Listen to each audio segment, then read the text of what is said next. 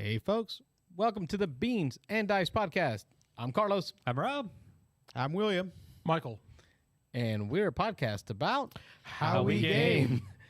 This is our, thank you. Thank you very much for tuning in to our call-in show, our live weekly call-in show. Yep. Where this show is about you, the caller. We just come in here and talk about games for a while until you call, right? Because that's kind of how it works. That's how we do it. With a call-in show. That's how we do it here. But before we get the phone lines up, I want to introduce where we are and introduce our guest.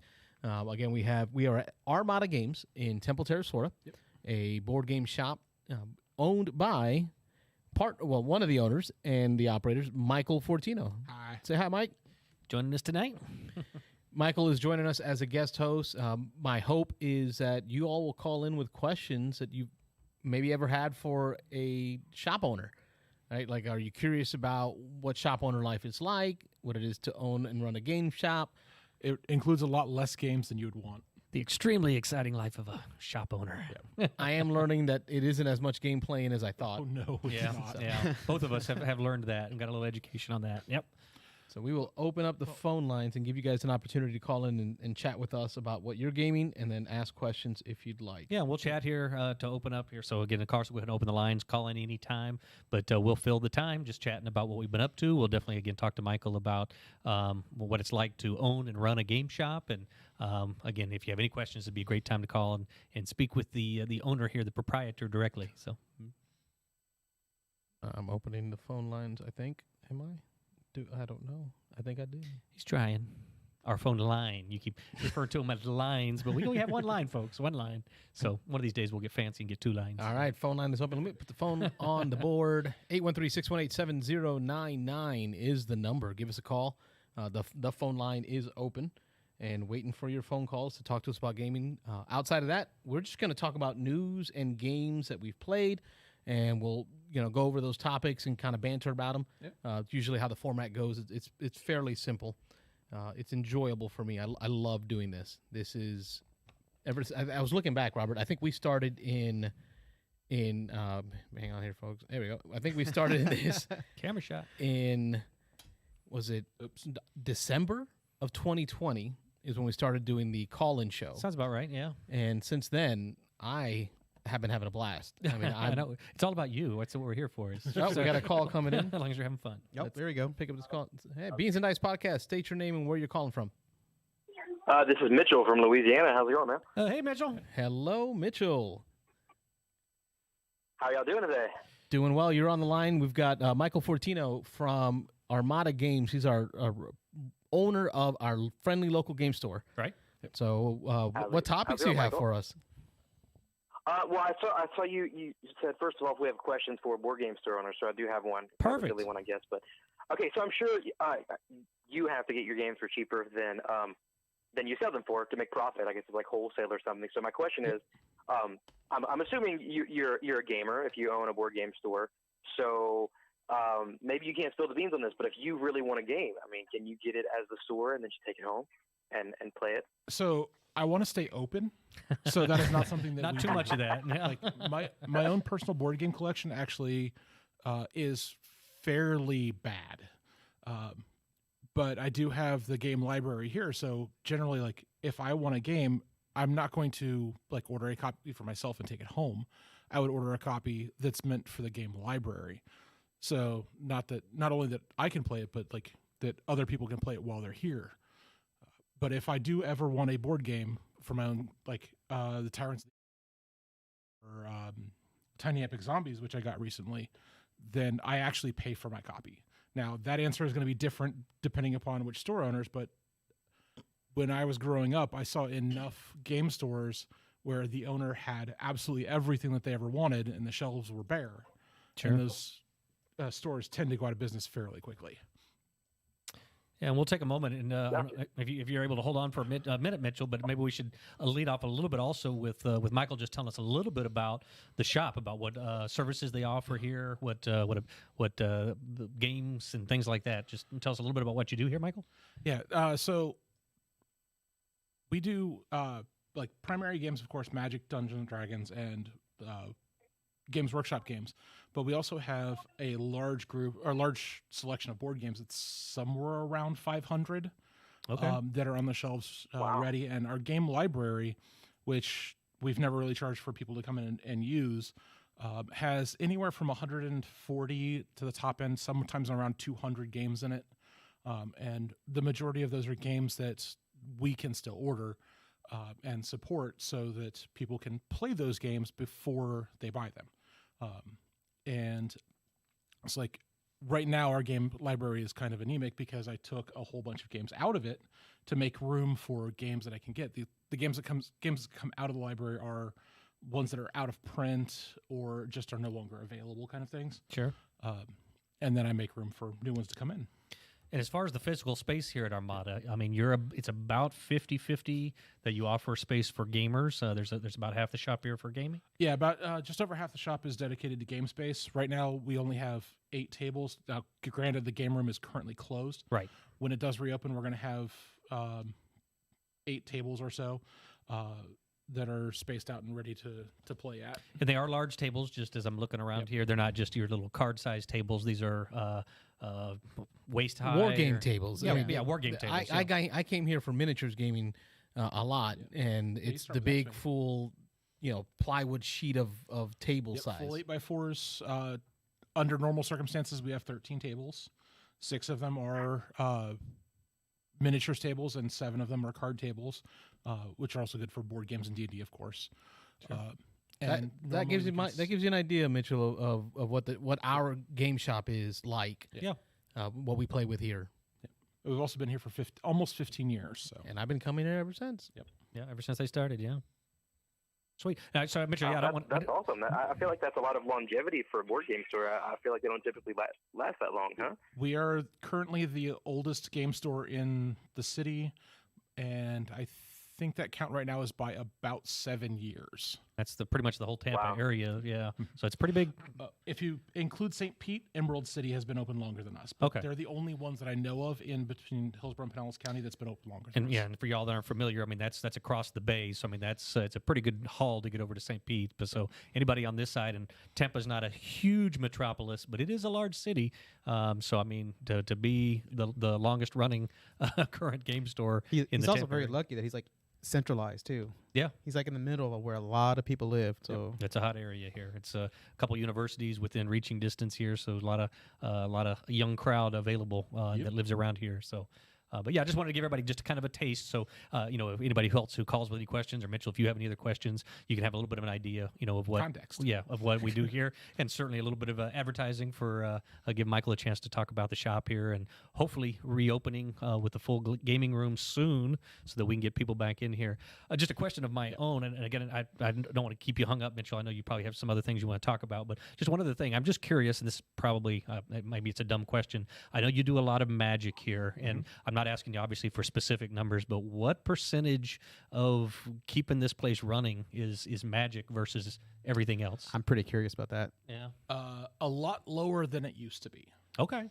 There were some times where it was a significant portion, but at least in the last 2 years, Games Workshop has been really good. Board games have been increasing. Cool. I mean, it's still a significant portion. It's just not as significant of a portion. Awesome. And I'm not a Magic guy. I have never played Magic in my life. And I know there are Magic fanatics out there. And I know Magic keeps a lot of shops running from what I've heard in the industry. But I was just a curious thing I've always wondered about. So cool. And what you got for us, Mitchell? Well, yeah, so that was my question on the topic, but, I always got to get off topic, too. So Sure. I just wanted to ask, so a game that I got to the table for the first time in a while this week was Call to Adventure. I was wondering if you guys had ever played that one. We've played it. Actually, didn't we played it on we recorded We actually it have this it group here actually played on the channel. Michael introduced me to Call to Adventure, and we recorded our playthrough, and it is on the channel. Yep. So okay, yeah, I've never caught that. I think it has a really unique twist on the whole dice rolling mechanic. The runes are really cool. They feel fun to throw. Yep. It's also a game if you or any of your friends played role playing games. It's a great character builder game too. So like taking those characters that you build throughout the portion of the game, using the cards as writing prompts for like backstories of things to put together a gaming party. So Yeah, for sure. So, my friend who's a DM actually, he loves playing that game because at the end in the rulebook, the last thing you're supposed to do is tell your story based on your cards. Yeah. Yep. And his story sometimes might last longer than the game itself. Yeah, 'cause making it all together, making it aesthetic. Some of us get way more into that story part of it than others. Well, I'm more of a just give me the game, not the story so much. But Carlos is the complete opposite. So yeah. No, I gotta admit, Mitchell, you're right. The casting of the runes is such a different feel in than other games. It's almost like throwing chicken bones and like trying to read them. Archaic. yeah, the fortune teller here, Carlos. My only criticism was I didn't like that it came with only one set of each runes because like once I gain that card, I like to have my runes in front of me. So I ordered one set of runes for each person, and it makes it a lot more accessible. Oh, cool. Now, you sure that the game company didn't do that on purpose? Yeah, maybe they will upsell you on that for some more runes. Yeah. It's not Fantasy Flight Games, right? Because I mean, that's their Oh, tactic. Yeah, that's their that's thing. right, Yeah. yeah. Give you just enough dice. Just to enough dice to need start. more. Yeah. No, that's a great selection there. There's the new one, the Stormlight Archive. Stormlight, yeah. So that's actually why I initially got into it because I'm a huge fan of both the Name of the Wind and the Stormlight Archive, which are the books that the two expansions are based on. But I've actually never played the expansions yet. So I mean, that was kind of my gateway into it, and I haven't even gotten to them yet. Stormlight Archive is not an expansion; it is a reskin. So if you read the books, the Way of Kings, the Stormlight Archive books from Brandon Sanderson, then you're going to have instead of like the generic cards from Call to Adventure, you're going to have ones that are specific to the story from the Stormlight Archive. Okay, I didn't realize. I didn't realize it was standalone. Okay, cool. Yeah, the Name of the Wind is the expansion, but the Stormlight Archive one is standalone. Okay, so is it basically an exact copy, just a reskin? So, correct. Okay, so you're getting the same game. It's just a different artwork, different flavor text. Well, the characters in it or the stories in it are going to be more based on the novels, right? Correct. Okay. Yeah. The artwork and the setting. Yeah, I'm gonna go back to my dice rune comment. They did it on purpose. Yeah, upsell you on the runes. Oh, Well, yeah. it kind of reminds me of Rune Wars by Fantasy Flight Game. So one of the mechanisms of that miniatures game, it was a miniatures line set into Terranoth universe, was casting of the runes, and I really enjoyed that in Rune Wars, and being able to do that in the Call to Adventure game. It was a throwback, and it felt good. It's different than chucking dice and looking for target numbers. It's trying to piece together symbols. It's enjoyable. Good selection on that one, Mitchell. What else you got? Yeah, it's fun. One other kind of lighter party game that I got back to the table this week. You guys ever played Mysterium? I have not. Nope. So funny, I have actually never sat down to play a game of myself, but I have probably witnessed 300 or plus games of it because it was one of the most popular games. That's the life of a game store owner, from what I'm understanding. Yeah, lots of watching. Yeah, but Mysterium is one of the more popular games. So.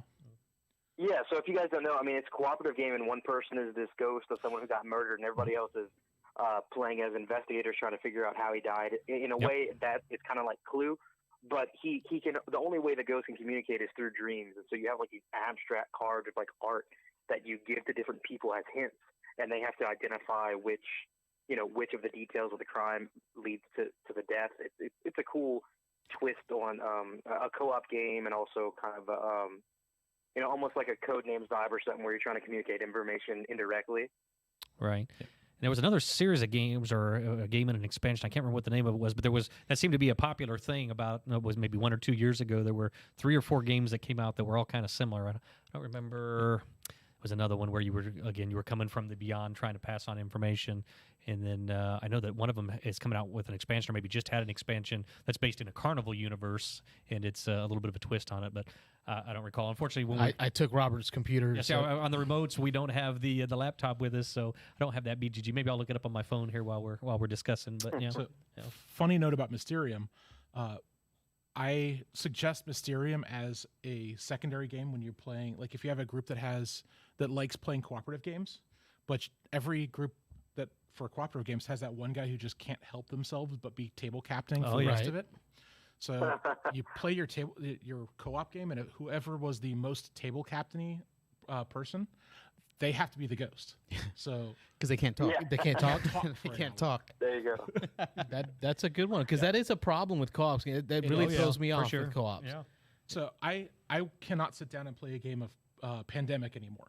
I will show people how to play, but won't actually participate. Oh, no, because I'm the table captain when it comes to Pandemic, and I make people not have fun playing that game.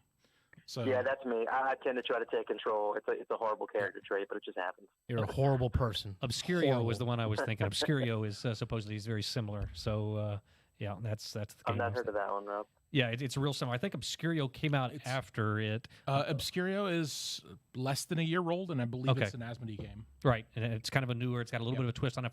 I haven't played Obscurio. That might be the one where there's some like a piece of rope, and you can use that as kind of a clue or I can't remember. I don't remember. Yeah, but anyway, yeah, no, it seemed to be kind of a hot thing there. There were 2 or 3 games that came out kind of along that same line, but Mysterium I think was the first one that kind of kicked off that whole craze. So yep. Mitchell, great chat, man. That was a lot of good content for us. I really appreciate it, man. Yeah, as always, thanks for calling in every week. And yeah, I enjoy it, and good luck tonight. Hope you guys get a lot of callers, and you have a good show. I appreciate you. Thanks, Mitchell. Thank you. Yep. All right, bye. Bye. I want to. Okay, phone lines are open. 813-618-7099. Don't forget to give us a call.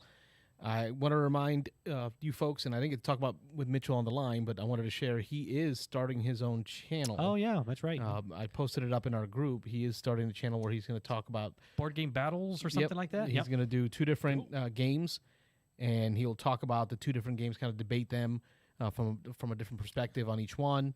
I think he's going to pick like kind of a general genre or a mechanic or something like that. He'll compare 2 games that have that. Coming in. All right, we got another call coming in. Beans and Dice Podcast. State your name. Where are you calling from? Hey, it's Wayne from Tampa. How's it going? Wayne. Yeah. What is going on, my brother? Not much. Have a good night. How about you guys? Doing well. How's gaming going over there on that side of the bay? Getting a little bit better. Well, I'm on Tampa side. I just work on the St. Pete side. Oh, okay. But, So you're over on our side, on the good side. You still have to make that Yeah, drive. so I get to go to both of the old game stores in Tampa. Cool. Tampa Bay, St. Pete, whatever you call it. Awesome. You know, it's interesting. The big question I have, actually, I always ask this of game store owners when I get a chance to talk to them is, you know, years ago I went to a panel at a conference where a guy from the Midwest who ran like 5 or 6 game stores, and he like vehemently said he never had gaming space in his game store. Because every table you put in a game store is less retail space, and retail space is expensive. And how do you balance that? And so it's interesting because Armada Games, love you guys, great store, been there a number of times over the years. You have gaming space, and then like Emerald City over in St. Pete has no gaming space. So how do you balance having gaming space versus not having gaming space, and where the loss of retail to allow people to just sit and play games? It's always interesting to hear people's thoughts on that run a successful game store like yourself.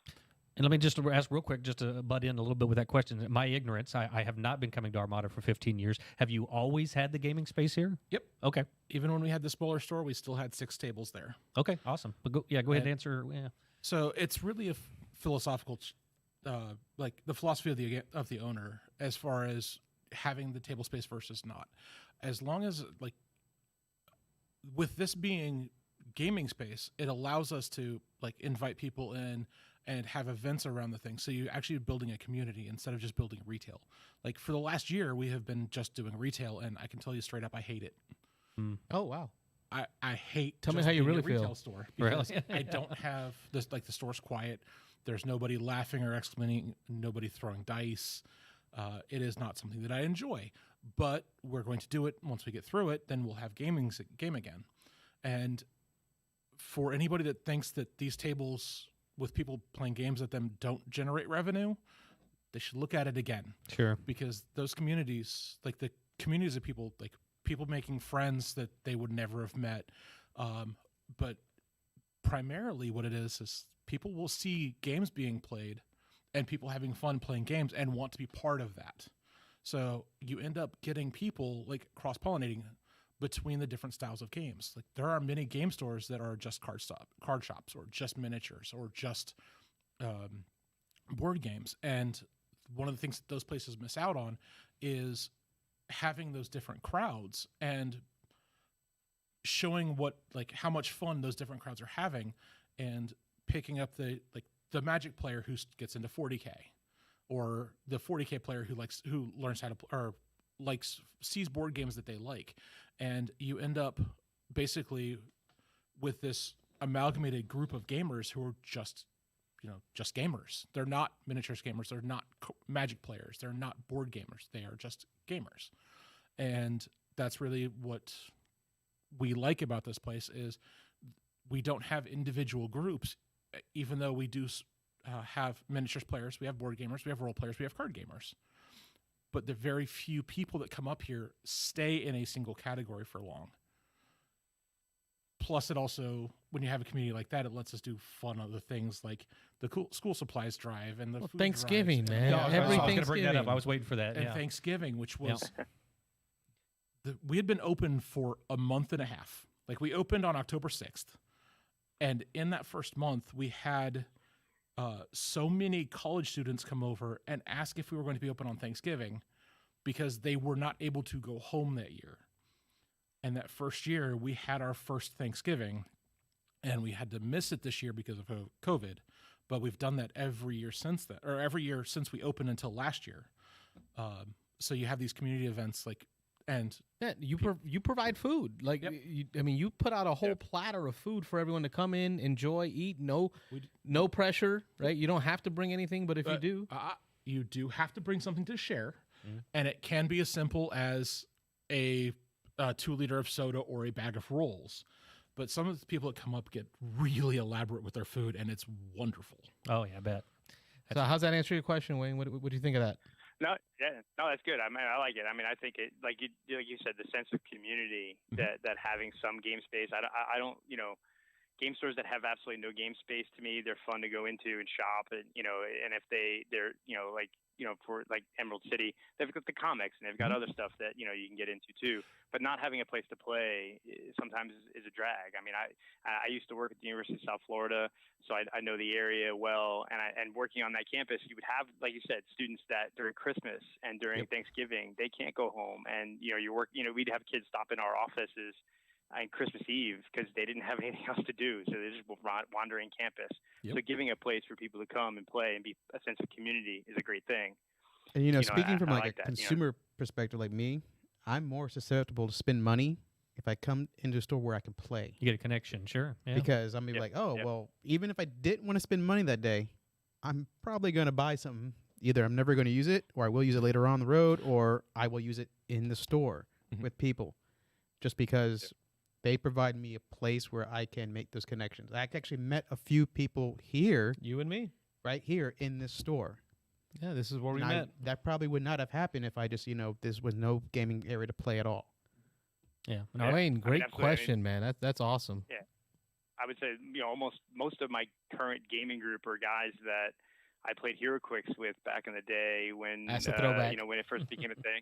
Throwback, yeah. You play buying cases of HeroQuicks together and cracking them open because we met at a game store at the same time, and you're into clicks too, great, and do that kind of stuff. Does that also, your sense of community and building in the game store, does that also impact like what conventions you may go to and have tables where you support a local convention or regional conventions? So conventions are a little bit of an odd spot because we used to do quite a bit of convention work.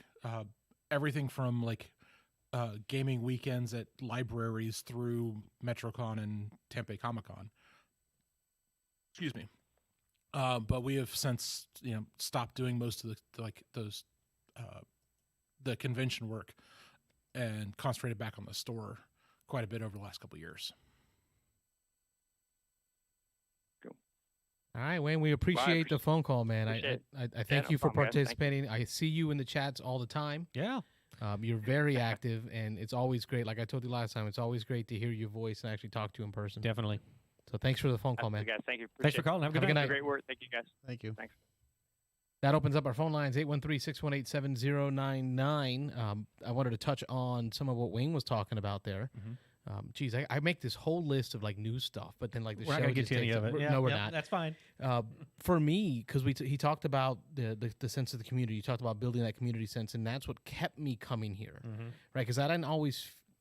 I'm a gamer, but I wasn't like a gamer. So it was a weird feeling coming in here. Like I didn't play 40K. I didn't do all the miniatures things, all those big groups. But your tagline has always stuck with me. It's where everybody knows your game. Yep. And it wasn't a joke. Whenever I showed up, you would be like, "Hey, did you see that this came out?" Oh, we got another call coming in. Beans and Dice Podcast. State your name, where you're calling from. Hey, it's Barry from Tampa. Hey, Barry. How you Hi, doing, Barry. What questions do you have for Hey, us? What you got going on?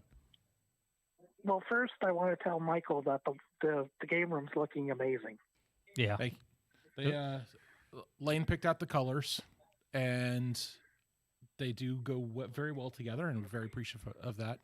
The logo was fantastic, and all of the posters that used to be on the walls have been replaced and are now framed. You can see a couple of them over my right shoulder. Yeah. That's my left shoulder. Yeah, I saw some earlier. It is looking really good. It is a very So, different space. Yeah, it looks a lot different than last There's time I even was an here. owlbear on the wall. Oh, yeah. I want to kind of piggyback on what the previous caller said. And for me, a game store without a place to game, it's not really a game store. The game store, I'm willing to buy stuff at Armada because I could play there. I want to support a place where I get to play. Mm-hmm. Some place that just sells games. What incentive is it there for me to buy from them instead of just buying online?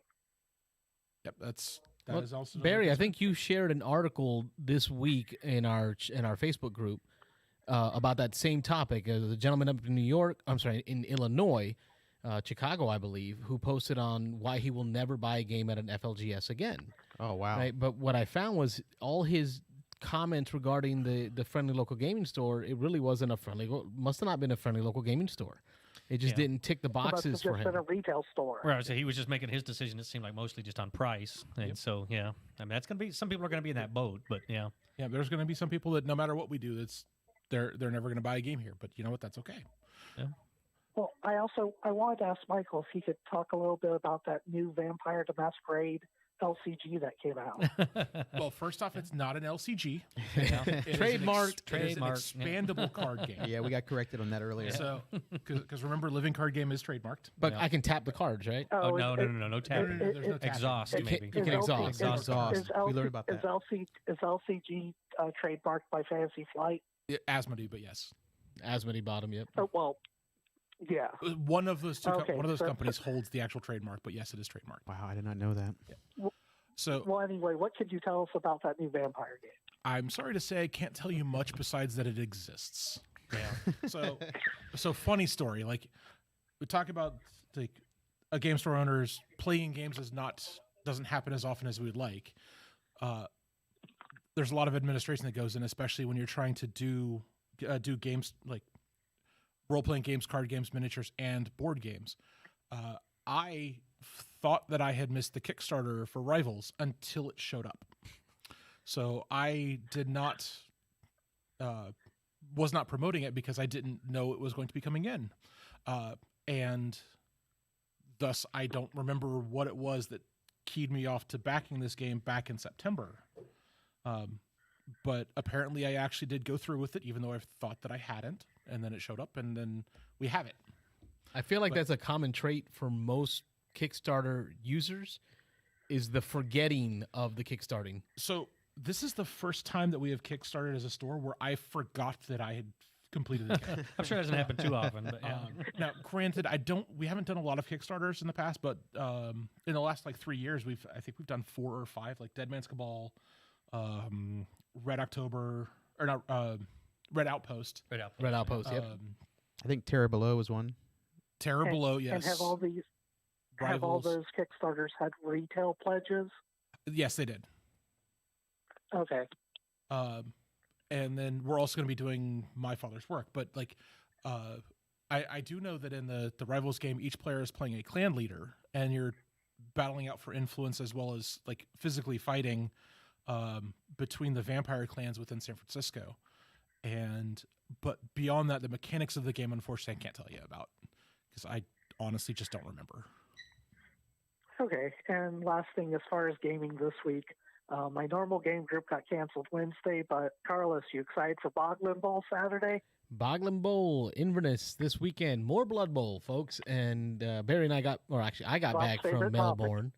And then I'll be heading out to Inverness with Barry to play some more Blood Bowl. If you're traveling to play miniatures games, See, I miss it's X-Wing. like 6 years ago. Yeah, that was so A 2012. little while back. Yeah. But I love this the time I have a retro. chance to win Wooden Spoon. Oh, a wooden spoon. You don't have somebody else propping you up, so you Hey, just miss it. hands off my wooden spoon. But the room looks great. I can't wait till you guys open again. Thanks, Barry, Thanks for for the calling, call. Barry. Appreciate it. Yep. Have a good night. All right, so that opens up our phone line again, 813-618-7099. I'll put the phone number on the board. So you were saying? Yes, everybody knows your game is your tagline. And no matter when I came in, whatever I had been recently playing that I'd purchased last, you would be there to either A, encourage me on an expansion, or B, show me something in that line or vein. And not in a way that I ever felt any pressure. And I mean, you've introduced me to games that in genres that I didn't even think I would ever enjoy. But that's what made me feel comfortable in continuing the comeback.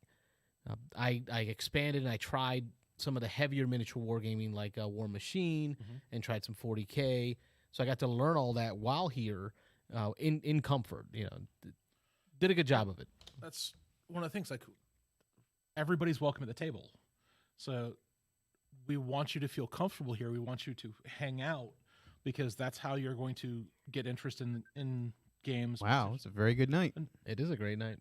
We'll pause this. Beans and Dice Podcast. State your name and where you're calling from. Hey, Carlos, this is Ben from Tampa. Well, hello, Ben. Hey, Ben. How you doing? Hey, how's it going, guys? Good. Things are well. Wanted to call in, say hi, and make sure everybody made it through last week. Oh, yeah. The spicy the spicy noodles. ramen challenge. Yeah. We made it. You know. Absolutely. Maybe a little You more. ate We're your all whole here, bowl, right? though. I did not. I I ate did. 3 bites. So, I had about 6 or 7, so I was just right behind you. I took a few bites out of your bowl. It You was did. hot. Yeah, but it was hot. but It was Ben definitely ate hot. his whole bowl. Yeah, he finished. So Yeah. how'd you do?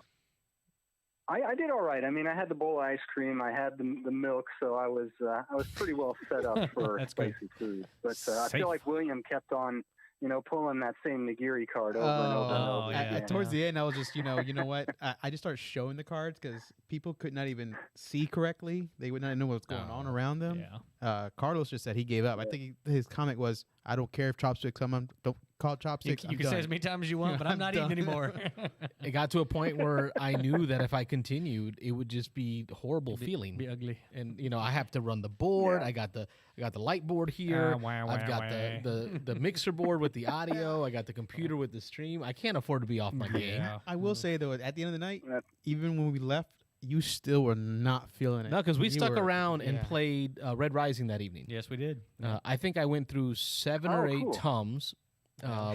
And I don't know if you're allowed to eat that many, but then I went home and had Pepto. Wow. It it really affected me. Y'all don't. I mean, like I'm Overreact. Puerto Rican. So am we don't I. do spicy food. So am I. We don't. Yeah. Okay. So Anyway. Ben, what you got for us? What topics do you have? A wooden spoon. I just wanted to give a shout out to Michael and Armada Games as well. When I first got started in the hobby a few years ago, his shop was the one that I first went to, Cool. and he and his staff helped me pick up a few of the harder to find titles. I got Battlestar Galactica Oh, from wow. there before Nice. it just disappeared from the wild completely. Yep. They found me Small World Realms one time. My wife loves Small World and everything Small World, so Cool. I got that one. And I just wanted to say, kind of like what everybody else is saying, Wayne and Barry, they said, talking about the store making that decision, Michael talking about the store making that decision to have the store have gaming tables. And it's the same, I'm the same way. It's kind of like what we were talking about, where if I'm actually there playing games, and I've gone to several board game nights at stores where I ended up buying some of the games that I actually played from the store that very night because it was such a good experience. The whole, not just the game itself, but just the whole vibe and everything. So, I mean, I could see the retail only argument, but for me, it's like if I can go into a space, sit down, be welcome, and play, it's going to be a lot more just, happy, feel good kind of feeling as opposed to just browsing shelves full of games, which is also a good feeling too. But yeah, man. The question I actually had for Michael, I saw on the Tampa Bay Board Games Facebook that you guys are doing the Kickstarter group pledges for my father's work, and I was just curious. what like influences your decisions on which Kickstarters you're going to group pledge? Is it like feedback from your customers, or just a gut feeling, or So what? when it comes to Kickstarters, I don't actually do a lot of research, like go looking for games on Kickstarter. So most of them have to be brought to my attention. And I have been propping up Renegade games for 12 years now. And like, I think this is the fourth of their Kickstarters that we have backed as a store. One, they're really good about getting messages out to game stores for when they decide to do Kickstarter. So they're higher visibility for me. After that, honestly, most of the games that we have backed on Kickstarter are games that I have personally liked, or I believe that I would personally like. Kickstarter is a little bit of a rough patch for many game stores because very few is wrong. A limited number of Kickstarter campaigns actually have retail pledge levels. Also, for the most part, what I'm looking for are games that are going to be available at retail after the Kickstarter, because I don't just want to sell 5 copies of a game or 6 copies of a game. I want to be able to look at these games and then sell 50 copies of them over the next 4 years, 5 years, whatever. And that is a little bit of a hard space right now because of so many games that are coming out, both through Kickstarter and just regular retail releases. There's a lot of white noise when it comes to board games, so I'm looking for games that have a decent return and that I can sell for more than a month. So, the funny part is, my father's work is completely against that because they are not going to be putting it out for retail, but it is a good enough game that I want. I want it myself. So just looks like a good game. Yeah, it looks like it's going to be a very good game. Yep. I'm a fan of the more macabre style games, and it's a resource management and worker placement game that has so it basically hits my entire wheelhouse. Checks a lot of those boxes. Yeah, So, cool. Did that answer the question? I don't really know much about it. Yeah, that answered the question. Great, thank you for that. I was, I kind of got some Abomination vibes from my father's work. I don't know for sure. If I mean, obviously the theme. That's what Will and I were talking about. That we were introducing Will to it because Abomination. Yeah. Somebody mentioned Abomination, and then that got us thinking about my father's work. Yep. Very much the same vibes. Okay. You're right. So, and my father's work has the other thing that it is an app-driven game, so it's not going to hit.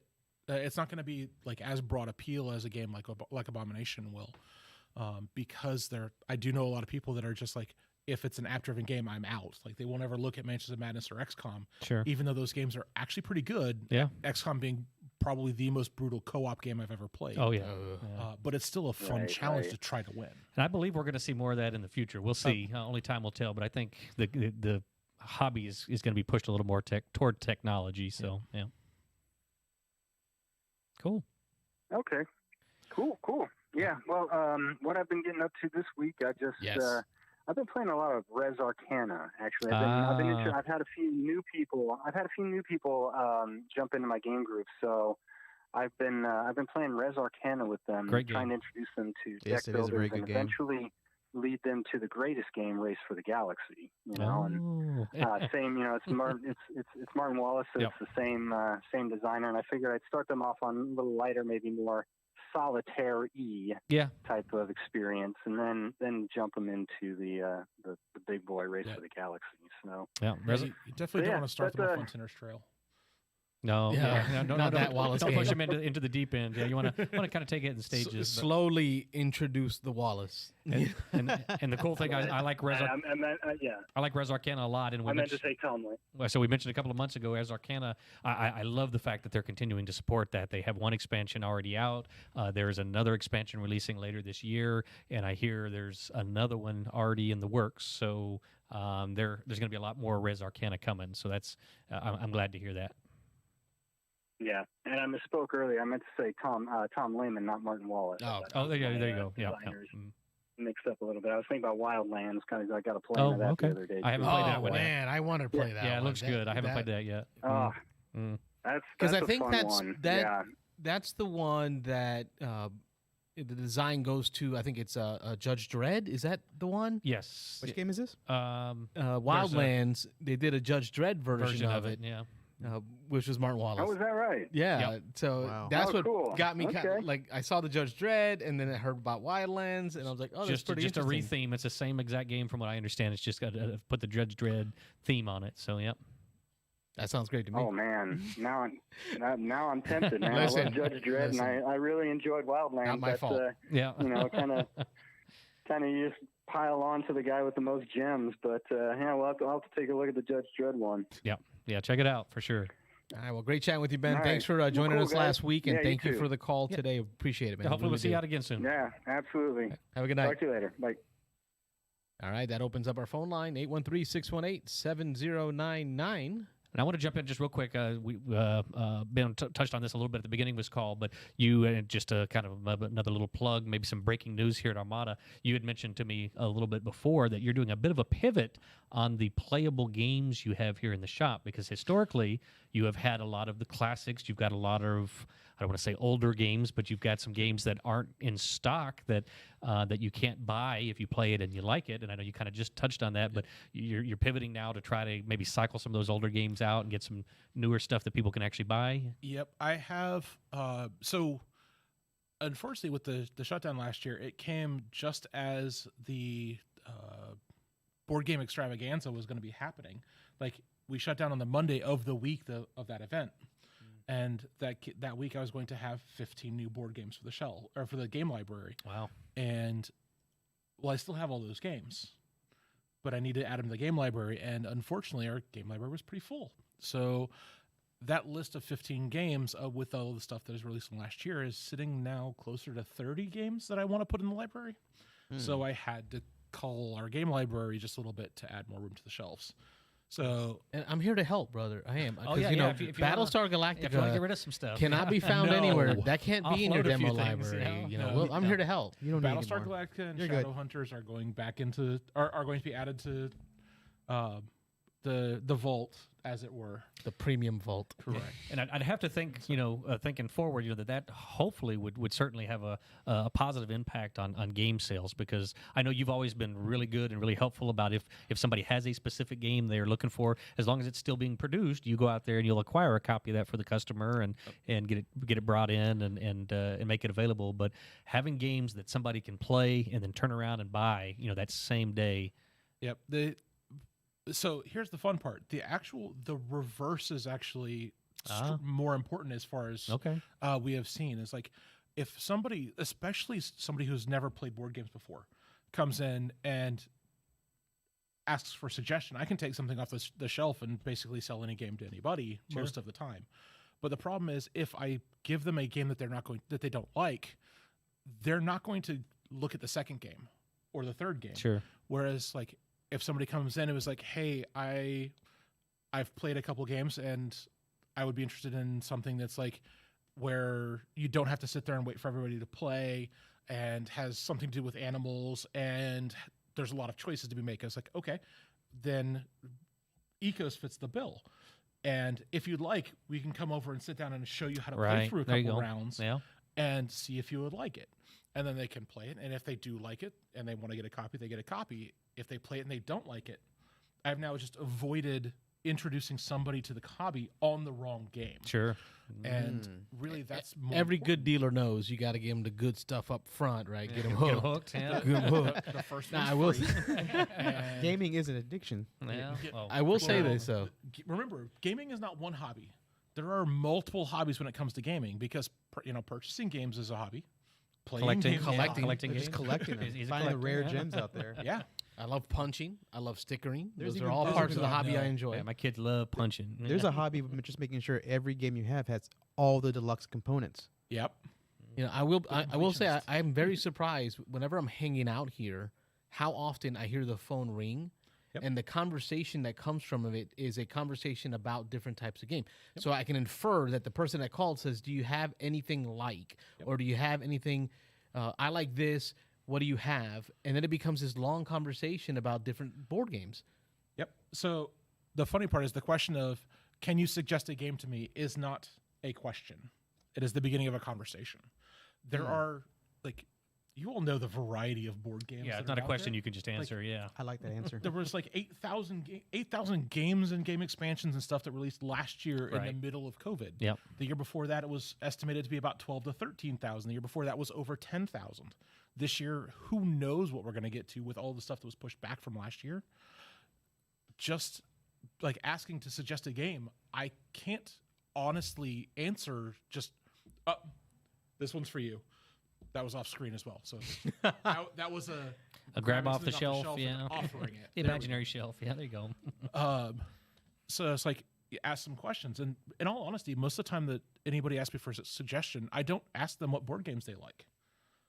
I ask them for what things they like, because if somebody doesn't like sci-fi stuff, not knowing to exclude all of the themes. About a quarter of the hobby. Yeah. Yeah, well, I know like if I find out what things that they like, then I can find out what things to not approach, and that will cut off larger sections than being like, well, I want to play a worker placement game. Okay, well, my worker placement games are scattered. Like, but if you don't like space games, I know to completely avoid those, and then try to narrow it down into something that they would like. And for somebody's especially first game, that's so important to not introduce them to the hobby on the wrong game. Is it just me, or is that like, I mean, it just don't sound like work. Like, it sounds like what I'm doing here, right? Like what I like doing, which is just talking to people about games. You're Like- right. Over the years, one of the things that Aaron and I have done is we make this look very easy. And most of the stories sound the exact same way. Like, it is not hard to do what we do. Well, secret, it's not hard to do what we do. However, the part that is hard, you generally don't see. It's going through 6,000 board games in 6 months to figure out which ones would actually be a good fit for your shelves in your collection. Trying to keep up with all of the expansions for every one of those games. So at least knowing that they exist so you can offer them to people. In a situation like us, we don't have enough shelf space to carry a lot of expansions, but we can order the majority of the ones for the games that we carry. And then it's like keeping up with Games Workshop, keeping up with Wizards of the Coast, keeping up with Army Painter, Reaper, WizKids, Asmodee. I don't have enough fingers, but I can keep going like several times. So for all these different companies. that's something I want to ask. You know, that you don't have a lot of space for all the retail, but isn't it also kind of can be a good thing because you don't overwhelm the new person? So, yes, in that there are many times that especially I am known for basically vomiting information at people. But there is like, if I had enough room for to double the size of the board game area that we had, I would have more games that are kind of like in a similar bent, or some just completely off the wall games in that just increase the offering. But I can still narrow it down with those questions and those methods that we've gone through. So whether I have 500 games or 1,000 or 2,000, I still would try to narrow down what I would suggest to people in the exact same manner I already do. It's just I would be spending more time finding those games, because that's where the majority of the work is actually keeping up. There's all the data entry backward and keeping up with all that stuff is really where the work is, and usually what keeps me from playing games. And the part that impresses me is that what I enjoy when I'm playing, and when I show up, you tell me, hey, there's a new expansion to X. You know, you give me a shout on the messenger, and you tell me, hey, Carlos, more tanks came in for your World of Tanks and more dice. You want them? And I'm like, I can't. Yes. That comes from knowing your customers. That's the thing. Yeah. It's a skill set. I'm sorry. That comes from knowing your guests. Yeah, there you go. Or the community in general. Yep. You know particular groups when they come in and ask for certain games, certain things. There are some games that I know they're really good, but I would not suggest them to certain groups of people that come up to play, because I know that they're not going to like them. Like, even though I like Ecos and I like playing those style of games, there's a large number of people that don't like playing heavier resource management games or heavier worker placement games. So they'll get introduced to the lighter games. That's just how board gaming is. Like, everything from super light to super heavy, we've got them available. And whatever you prefer to play, it doesn't really matter to me. You're still welcome at our tables. Yeah, good answer. All right. Well, phone lines are still open, 813-618-7099. We're coming to the end of the show. I'm going to hit some of these news articles and see if it drives some conversation. I'm going to start with the first one that I got. Is Stormlight Games announced, and this is what I want to talk to you about, Michael. Stormlight Games announced a new customer feature, which is a 20-day price guarantee. So it's not necessarily new, just to specify. Jimmy did clarify that he's actually kind of always had this policy, but it's never been publicized. So he figured, why not? Why not put it out there front and center? But sorry, Right. Go ahead. Yeah, so it's a 20-day. It's on his website, 20-day game price guarantee. So if you buy a game from their web store, and within 20 days their web store does a sale or an offer, they will refund you the difference in what you spent within those 20 days of that sale or offer. So to me, I was like, wow. It was like, man, it's amazing. So I shared it in the group. But Aaron gave me a shout, Michael's brother, Aaron. He told me that this is something Armada's been doing from the get. Basically since day one. And Cool. And I think for me, the piece of advertising it or putting it out there, because I've been coming here for a long time, and I don't ever recall it being an issue. But knowing that I can ask is comforting. Yeah. So real early on, we realized how like a lot of places will do just random sales. Like they'll pick a certain thing and drop the price, or sometimes it happens with game stores is they just have so much of a product on hand that they need to get rid of some of it. Sure, yeah. That they'll go ahead and put it on sale for a short period of time, or just completely drop the price on it. And doing one of those, like when you go into a store and you buy something and then 2 days later it goes on sale, it's always a feel bad. Yeah. So it's kind of like one of the things that we've just done to make sure that the customer, the guest experience was, didn't have that happen. And like, it doesn't come up very often. Sure. But it does, it is something that we've done not since day one, but from early point. All right, I'm going to keep going with this news stuff, and we'll talk about it. And folks, if you got comments on these news articles, call us 813-618-7099. I'm actually interested in that one.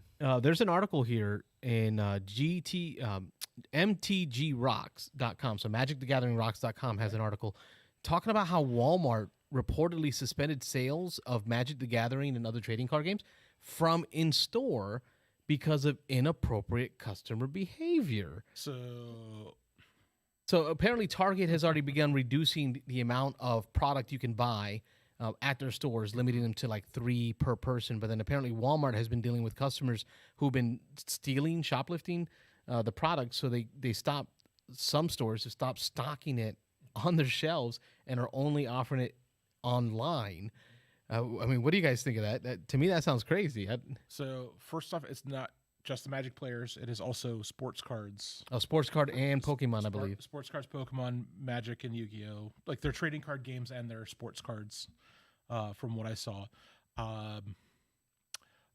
Really, my only comment is, wow, and that sucks. Now, are they only doing this to sell them?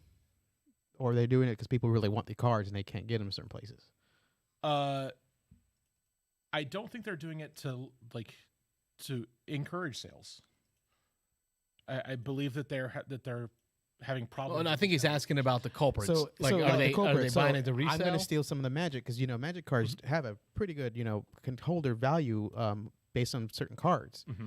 So I would guess it would be the resale crowd. My thought was the same people who would steal are probably those who are interested in profit, and they're not players of the game. They're giving gamers a bad rap. Yeah, and I don't like. sure. I mean, I don't play Magic. I used to play way back in the day, but I got out of that. And if people want to play it, that's great. But it's giving gamers a bad rap just because people want to make a profit on it. It's just horrible. I hate that. No matter where you do it at. Well. Theft is, I've never understood theft. Oh, no, we got a call. Oh, okay. We'll go with that first. Yeah. Interesting transition. Yeah. Beans and Dice podcast. State your name. Where are you calling from? Hey, Carlos, it's Terry again from Tampa. I just wanted to tune in on the article you're just talking about. Yeah. I think one of the things that's making it hard is all the Walmarts have gone to self-checkout, so it's made it very easy for people to steal the Magic cards. and the sports Yeah, cards and the hadn't- Pokemon cards. Hadn't thought too much about that, but yeah, maybe. I'm gonna go with more that people just want to make money off of them. Uh, Well, what I'm saying is, I think it's hitting Walmart specifically because it's easy to do it. I've Yeah. never tried. I don't know. I still. I mean, those packs are big. Those boxes are big. I guess they must be taking individual packs. All of them individual packs. So the big box packaging is much different from what you see in here. Most of them, though, are not in larger, like significantly larger packs. They're just in like a cardboard sleeve. But it's Which really would be easy really to. easy to. You could hide them or. That's what it is. Okay, then you just kind of walk through the self checkout with a candy bar and you're out. Yeah. Well, We're not saying try that at home at all. We're not giving anyone any ideas. I mean, honestly, if you're a thief, we you don't already condone, know how to, these to do practices. the things. Yeah. You already know all the you already know the tricks I- of trade if you're a thief, pretty much. I was just saying, I think the reason it's happening at Walmart is because of all the self checkout makes it so easy to do. Yep, Possibly. Could Yeah. possibly be it. All right, thanks for the comment, All Barry. right. Yeah, thanks for calling back in, Barry. Well, that kind of takes me to my next story. There was an article on Screen Rant. Pokemon card game boom is completely overwhelming rare card appraisers. So this yeah. article talks about how a YouTuber by the name of, let me get this right here, Logan Paul, which my kids are familiar with him. I'm not. Recently purchased 36 packs of first edition Pokemon cards back from 1999. Yep. At like $39,000 a pack, Whoa. Wow. and then opened them all right on stream. I guess to get people to check it out on stream. He ended up having over $2 million in value in those cards. Wow. He picked up like a first edition Mewtwo and a Blastoise and a Venusaur and a Charizard. Insane. Yeah. I mean, so I could see why that would be driving people to try to steal cards. We got another call Another here. caller coming in. Beans and Dice Podcast. State your name, where you're calling from. Hey, Carlos, this is Nick. Hello, Yeah. Nick. Hey, Nick. Here you go, Nick. We're waiting on you. What you got Good for evening. us? Good evening. I know it's 2 minutes to 10. Hate to start off. That's with a fine. topic. I don't know if you guys covered this earlier. Hey, Michael, this is Nick Oben. And I just was chatting with you online not too long ago about the pre-order for Brew, the really cute, kind of cool-looking game coming out of I think it was Pandasaurus Games, right? Yeah. Yes. And pre-ordering games it's one of those things where I can't just go out and get it right now, Mhm. and it feels fun and kind of cool to pre-order it through brick and mortar stores. That's why whenever I don't think I've ever pre-ordered as opposed to Kickstarter, where you like you've already covered that, right? Sure. There's a retail option sometimes, and sometimes there's not. But Kickstarter, for the pre-order, I'll actually reach out. I think I did the Scooby-Doo mansions kind Avalon of Hill, house the in escape the one, hill. yeah. Yeah. I got that through you guys, and now Brew, and I use it kind of as an excuse, I admit, to then pre-order the game through you guys, and then come in and see what else is on the shelves, and like, I have a future visit to Armada planned, and I kind of think in my head, what else am I going to pick up? Do I need new dice? Do I need another Blood Bowl team? Whatever the case might be. Yeah. Is that something that you guys factor in as part of any kind of business model, or are pre-orders really just this unforeseen one-offs? Like here, direct question: are you going to carry Brew, or did you just order the one because I asked you to? So I was going to be carrying Brew. I had already actually had it on order with one of our distributors, and because of your question, I was actually able to find out about that promo pack that I would not have actually gotten if I wouldn't put the order in from Pandasaurus Direct. So Cool. because you asked the question, I will have the better version of that game on my shelf. So, but That's cool. when it comes to ordering, I don't know of a game store that would not like people to pre-order stuff that they know they want to get, because the last thing that I want to have happen is a new game comes out and there be a demand of, say, 6 copies, and I'm like, okay, well, this game is going to be good, but I don't think I'll sell more than 3 copies on opening weekend, and now people are out, or I've sold through it all, other people want it, I can't deliver, and I don't have any for my shelf. So if you put in a pre-order for something, like, then I know to make sure to get additional copies. Plus, it also helps, like, knowing that some of those copies are basically pre-sold, even if we haven't collected the money for it. because like other stores might need that in order to get those done, or get those extra copies in. Thankfully, we don't. Right. Of course, the opposite is always dangerous as well. You don't want to try to predict the market all the time, because if you order 10 copies of a game thinking it's going to be a hot game and you only sell 4 and you've got 6 copies sitting taking up shelf space for months and months and months, that's just as bad a problem, I would imagine. Yeah, I've got 5 boxes back there that you can show. I Oh can yeah, just show off just that problem. stuff. Yeah, that didn't move, huh? Yeah. Yeah.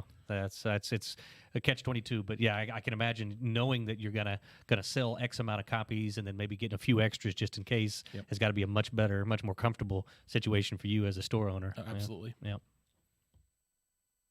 Well, what else you got going on, Nick? Any other questions or anything else you've been playing? You want to What tell are us you about, doing or- this weekend, Yeah. Nick? Oh, come on now! I dropped the reference. I dropped that reference to Blood Bowl, didn't I? Oh, Mhm. so you're in on that, huh? Yeah, we're carpooling, 4 of us. Oh, We're gonna fun. jump into Focus Enjoy that. and ride on up to Inverness for Blood Bowl. Yeah, man, fantasy football. Yeah. The way. So just last night, I actually not for this weekend. I'm bringing my wood elves. I did finish painting them, varnished them, dancers. did the whole thing. I actually just last night. I'm now with a few extra days. Am taking the time to try to like base them with actual fake grass and stuff. I went ahead and got that, and gonna try and see how that works. We'll see. And then last night I started constructing the Black Orc team from the second season box, Nice. which is a great box. I was It's an talking to amazing Joyce, box. That product is. talking to Joyce about how much value with a capital It's V. Look like at all the 300 value. Oh yeah. Look at It's like $320 look at worth of this stuff. this tray of plastic and this tray of plastic. There's these dice over here. There's like, I mean, 2 I'm literally, sets like, of sitting at the dice. table. 2 sets of Yeah, man. translucent We dice. actually did an opening. Yeah, we an did the of unboxing of that on the channel. Yep. Yeah, go back and check out the videos played, folks. You can see all the stuff that comes October? inside the Maybe Blood no, Bowl. it's earlier November. than that. Yeah. Well, I'm glad to see, Nick, you survived your second inoculation, your second vaccination. I know we had to cancel our Gloomhaven on Tuesday because you and Joe were both feeling pretty rough, I guess, the day Canceled after. Gloomhaven? Yeah, I mean, it's rare. We've been playing Gloomhaven for over maybe 2 years now, and over 100 hours in, and we had to cancel our weekly session. But yeah, I'm glad. Sounds like you're feeling a lot better. Yeah. It was textbook 24 hours. Like by the next night, it was fine. You said So, temperature of like but 100, 102 or something. Ooh. 102. Yep. Yeah. Yep. Wow. It was full on, like not pleasant. I mean, don't worry about it. You'll be fine. Oh yeah. I got Hey, mine coming man, up a week I from did Saturday, mine, so and my second one. I was so. just a little tired the next, Carlos, next day or I believe so. Carlos used the word wuss maybe when I told him I that. did, yes. how that Yes, he Nick did. was Yes, he down. did. Yeah. I think I said weak bloodline. Or yeah, something Weak like that. bloodline. Anyway. I just see it as paying homage, paying ante for all of the future board gaming I'm going to get to do with more reckless. Heck yeah. Well, I see, can't wait. and I can't have you miss out on this weekend because my car being a There you go. manual transmission and the Oh. Blood Bowl event being at a brewery, right? I may not be capable of Who's driving. gonna I may be the need designated someone. driver, DD? Barry can't drive a manual. Rob can't drive a manual. So, Well, I'm there for you. I'm there all for right, rest up. We will see you this weekend, man. Thanks for the call. thanks for calling in, Nick. you. Awesome. Yeah, man. Have a good one. Have a good day. Bye-bye. All right, now that takes us to the end of our show. That's the hour. Yeah. Yeah. It always feels like it's too short. It Yeah, does. feels like it. And I feel like I can keep going forever. Yep. We probably could though. That's the we thing. could, yeah. Yeah. We got to end it somewhere. We'll have something to talk Like about. I next had to week, but, force a couple of articles in there to talk about. you got what, 2 knocked out, and you got about 10 on that page. So, Yeah, we got plenty more for next time. But we'll I save want to extend my gratitude to Michael and Aaron from Armada Games for hosting us. Thanks for letting us be here. Yep. We look forward to the shop opening full for everyone to enjoy the game room. Yep. And I can't wait. if you're ever in Tampa, stop by. Absolutely. Want to give the address and the details? Shop name is Armada Games, as you can see behind me. Yep. We are at 10910 North 56th Street in Temple Terrace, which is just outside of Tampa, about 3 miles, I think, from Busch Gardens. Cool. So, and we have been here now for almost 15 years, and we do tabletop board games, card games, role-playing games. Oh, geez, I missed one. Miniatures games. Okay. Website is shoparmada.com. We do have all the vast majority of our Games Workshop products as well as hobby products, D&D up there as well. We do not have board games on our website. Unfortunately, when you don't do a massive volume of board game shipping, then shipping them is expensive. Sure. So, but we do have a fairly large collection, selection here, and we're currently open from noon to 8 p.m. Monday through Saturday. That might be changing soon, so check the website for actual details. In case somebody wants to call with a question or ask about a game. It's 813-980-6080, and as long as we are here, we'll answer the phone, which I'm really happy that the store phone has not rung while we've been in the doing this, because if it would have, I would have stepped away to answer the phone. Okay. Because that's one of the things we do. Sure. We would have transferred them to customer the service first. Transfer them to this the show line. Let them ask They can ask on the air. questions Yeah, here. live on the air. Yeah. Get a full panel of people, different variety. Yeah, sure. Well, thanks again, Michael, for hosting and for allowing us to use the shop. Well, hopefully we'll be able to broadcast from here again sometime. Yep, hopefully soon. Yeah, awesome. Yeah, I can't wait, man. I'm Carlos. I'm Rob. And I'm William. I'm Michael. And we're the Beans and Dice Podcast, a podcast about How we game. Thanks for watching, folks. Have a good night. Thanks. Bye, everybody. Bye-bye. Take care.